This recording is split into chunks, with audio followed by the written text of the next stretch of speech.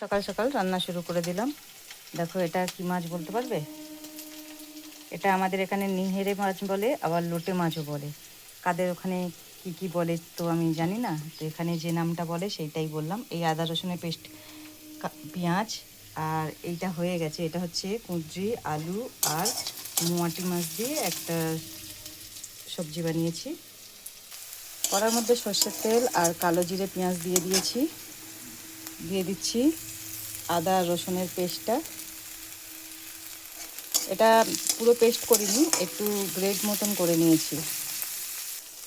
টমেটোটা দিয়ে দিলাম। একটা টমেটো নিয়েছি, একটু বড় সাইজের।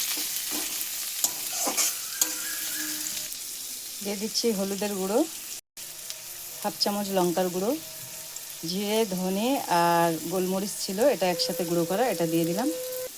লবণ দিয়ে দিচ্ছি স্বাদ অনুযায়ী। এখন এর মধ্যে মাছগুলো দিয়ে দেবো। এটাকে ঝুড়ো বানাবো। এই মাছটা গোটাও অনেকে রান্না করে, কিন্তু থলথল করে, এটা ভালো লাগে না। এটা ঝুড়োটাই আমার একটু ভালো লাগে। তো এটাকে একদম ভাজা ভাজা ঝুড়ো বানিয়ে নেব।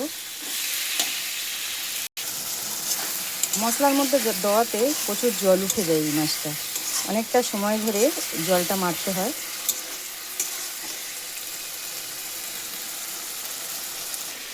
এদিকে একটু সবজি ডালও বানাচ্ছি। এটা আছে গাজর, বটবটি কড়াই, টমেটো এসব দিয়ে একটা ডাল বানাচ্ছি। মাছটা আস্তে আস্তে ছেড়েই যাচ্ছে কেমন, আর জলটাও শুকিয়ে আসছে। রান্না করতে করতে বারে বারে গ্যাস মোছার অভ্যেস কার কার আছে? আমি কিন্তু কতবার ছ্যাঁকা খেয়েছি, তাও এই অভ্যেসটা আমার যায় না।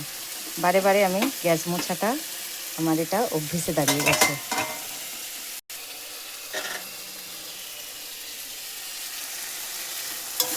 হালকা হালকা তেল ছিটিয়ে থাকলে গ্যাসের উপরে ভালো লাগে না দেখতে, তার জন্য বারে বারে মুছতে হয়।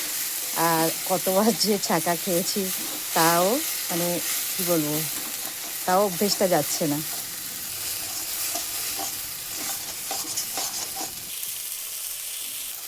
দেখো আস্তে আস্তে ঝুড়ো হয়ে আসছে। অনেকে কি করে কাঁটা ছাড়িয়ে নিয়ে মাছটাকে রান্না করে, কিন্তু আমার আবার কাঁটাটা সমেত রান্না করি, আমার ভালো লাগে।